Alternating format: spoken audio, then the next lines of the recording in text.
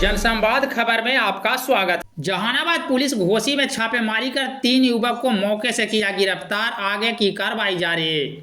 दरअसल social media पर लड़की का अश्लील तस्वीर पोस्ट करने के मामले में जहानाबाद पुलिस ने संज्ञान लेते हुए मामले में 3 युवक को गिरफ्तार किया है।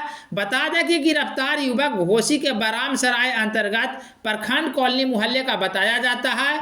मिली जानकारी के अनुसार पुलिस ने टावर लोकेशन के आधार पर तीनों युवकों को विभिन्न जगहों से गिरफ्तार किया है।